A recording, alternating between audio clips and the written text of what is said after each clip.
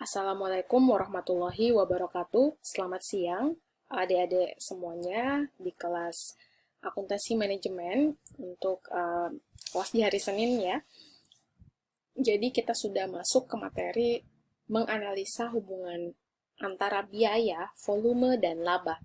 Ini makanya biasa disebut sebagai cost, volume, profit. Oke. Eh, Hubungan antara biaya, volume, dan laba. Jadi kalau kita misalnya perhatikan ya, itu ada hubungan erat antara biaya dari suatu produk dengan jumlah produksinya dan labanya. Di mana letak hubungannya? Ini penting untuk kita ketahui, jadi kita bisa tahu pemilihan alternatif tindakan dan kebijakan apa saja yang perlu kita gunakan di masa yang akan datang. Jadi, seorang manajer itu akan belajar pengambilan keputusan dengan melihat biaya, volume, dan laba. Jadi, tiga informasi ini penting. Nah, kita juga bisa mencegah kemungkinan yang berakibat pada berbagai laba yang akan datang. Misalnya kita mau cegah labanya turun drastis, misalnya secara signifikan dan sebagainya. Nah, ini adalah cara manajer pengambil keputusan, yaitu dengan membaca informasi biaya, volume, dan laba. Pada dasarnya ada tiga faktor yang mempengaruhi laba, ya, yang seperti saya sebutkan bahwa ada biaya, harga jual, dan volume. Ini volume biasanya berasal dari penjualan dan produksi. Jadi ada volume yang berapa banyak yang laku ya, terjual, dan berapa banyak yang diproduksi oleh perusahaan kita. Itu bahasanya disebut, istilahnya itu adalah volume. Nah, harga jual ini biasa disingkat dengan P atau price. Ini artinya harga ketika kita sudah mau siap untuk dijual itu produksinya atau barangnya. Nah, kalau biaya itu adalah cost atau sekumpulan harga yang harus kita bayar untuk memperoleh manfaat dari memproduksi barang tersebut. Nah, ini kalau kalian lihat circle-nya, ya, itu saling berhubungan. Jadi, ini biaya kita kumpulkan, ya, untuk bisa menciptakan satu barang yang nantinya akan berubah menjadi harga jual. Kalau kita sudah ciptakan barang, ini barang siap dijual, maka kita tentukan harga jualnya. Lalu, kita lihat berapa banyak penjualan. Misalnya satu harga susu cap beruang itu kan misalnya harganya 10.000. Itu kan harga jualnya. Kita biaya untuk buat cap beruang itu misalnya membutuhkan 5.000 gitu kan, 5.000 rupiah. Sehingga kita ada perbedaan antara biaya dan harga jual ya. Tadi 5.000 biayanya. Di sini harga jualnya 10.000. Nah, kita mau hitung lagi berapa yang laku, makanya berapa volume penjualan. Volume penjualan ini bisa jadi kita sebut misalnya 1.000 kaleng gitu. 1.000 kaleng dikali 10.000 jadi dapat 10 juta. Ya. Ini dengan 10 juta kita sudah menjual dengan harga jualnya itu 10.000 dan volume penjualan 1.000, maka kita dapat 10 juta pendapatan. Kalau kita mau lihat biaya 5.000 dikali 1.000, maka 5 juta. Ya, biaya 5 juta, harga jualnya 10 juta. Pendapatan 10 juta, sedangkan biaya yang perlu kita keluarkan kemarin itu adalah 5 juta, sehingga kita dapat keuntungan atau laba 5 juta. Nah, ini volume produksi. Kita produksi bukan, mungkin yang dijual kemarin 1.000, tapi kita produksi 2.000. Ya, kita produksi 2.000. Dikali dengan 5.000, 10 juta juga. Nah, tetapi pada saat dijual, ternyata ada 1.000 kaleng cap beruang itu yang rusak dan expire. Artinya kadaluarsa. Sehingga tidak bisa dijual. Jadi merugi kita 1.000 kaleng itu, tetapi bisa tertutupi, ya. Tertutupi dengan penjualan yang harga jualnya 5.000 lebih besar daripada biaya. Jadi kita dapat biaya 5.000 dikali dengan 1.000 sehingga total biaya yang kita perlu keluarkan pada saat produksi 2000 kaleng itu adalah 10 juta. Ya, 2000 kaleng kita produksi. Sepanjang perjalanan ternyata ada 1000 yang kadaluarsa, sehingga ada sekitar 10 juta pendapatan tidak mendapatkan laba sama sekali karena dia menutupi kerugian 5 juta. Dia menutupi kerugian 1000 kaleng yang tidak terjual. Gitu. Ini salah satu contoh.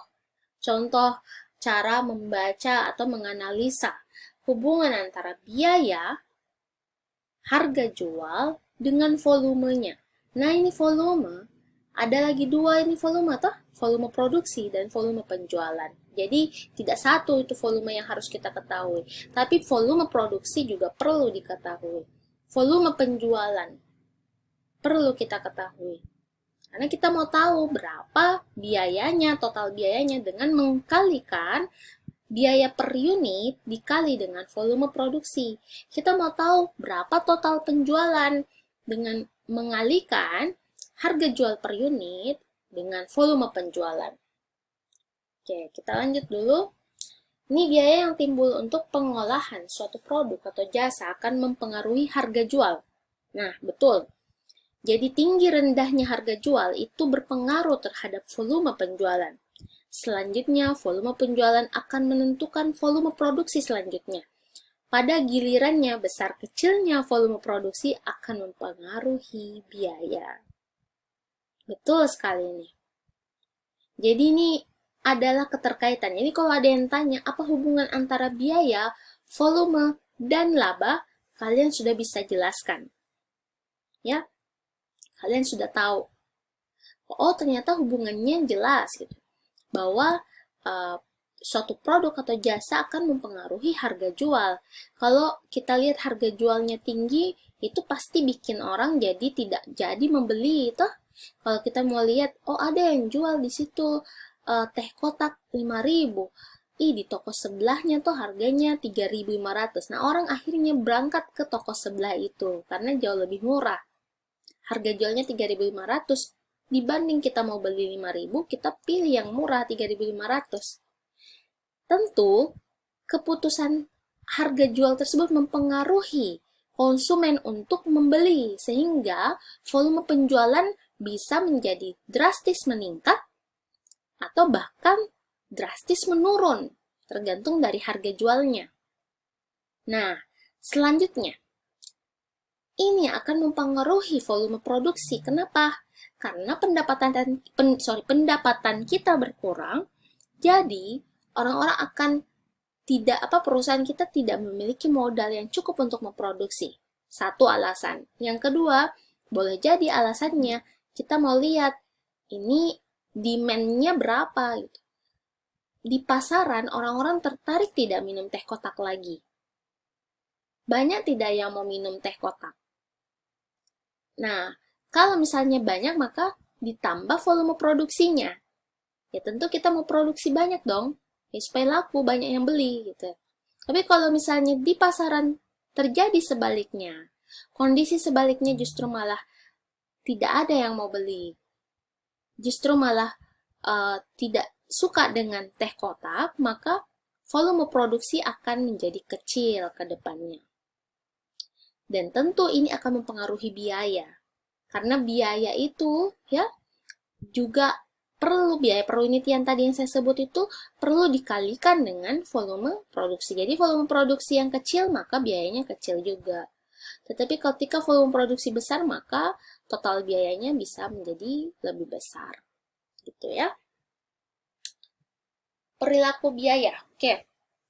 Sebagian besar keputusan manajemen memerlukan informasi biaya yang didasarkan pada perilakunya. Kita kemarin, minggu-minggu lalu kita sudah belajar bagaimana penggolongan biaya atas dasar perilakunya. Ada biaya variabel, biaya yang totalnya selalu berubah secara proporsional dengan perubahan volume kegiatan. Contoh, biaya bahan baku langsung, biaya tenaga kerja langsung, komisi penjualan yang didasarkan pada persentase dari hasil penjualan. Nah, ini biaya variabel total mempunyai perilaku selalu berubah sesuai dengan perubahan volume produksi. Sedangkan biaya variabel per unit itu punya perilaku yang tetap meskipun volume produksinya berubah. Oke, paham nggak? Ini kalau kita bicara soal biaya variabel, yang namanya saja variabel bisa berubah-berubah, bukan biaya tetap. Jadi ini tergantung dari volume produksinya. Ya, tadi kalau kita bahas biaya bahan baku langsung, tenaga kerja langsung, ada komisi penjualan, tergantung dari berapa hasil penjualan. Nah, itu semuanya kita perlu kenali perilaku biayanya. Oke, biaya variabel ini berarti kita harus tanam di kepala berubah-berubah, tergantung volume produksi. Biaya tetap. Biaya tetap ini dari kata tetap. Berarti tidak berubah-berubah lawannya tadi, biaya variabel. Biaya yang dalam jarak kapasitas tertentu, totalnya tetap. Meskipun volume kegiatan perusahaan berubah-berubah. Meskipun tadi kita mau jual 1000 kaleng cat beruang atau 2000 kaleng, maka biaya tetap ini tidak akan berubah. Apa contoh biaya tetap? Ya, tadi kan kita sebut biaya variabel itu misalnya bahan baku langsung, bahan tenaga kerja langsung. Nah, kalau biaya tetap contohnya listrik, gedung, sewa gedung, gaji administrasi atau gaji pemasaran. Sehingga berapapun total volume produksi itu tidak berubah karena gedungnya yang dipakai cuma itu, satu gedung itu. Tiap bulan akan bayar listrik yang segitu-segitu. Tiap bulan kita bayar sewa gedung tetap. Tidak mungkin tergantung dari jumlah volume produksi. Kita misalnya bayar sewa gedung bulan lalu 10 juta per bulan. Bulan ini masih tetap bayar 10 juta per bulan. Bulan depannya juga 10 juta per bulan. Mau kamu ada produksi barang atau tidak, tetap harus bayar. Itu namanya biaya tetap. Oke, kita nanti lanjut di video selanjutnya, itu biaya semi variabel.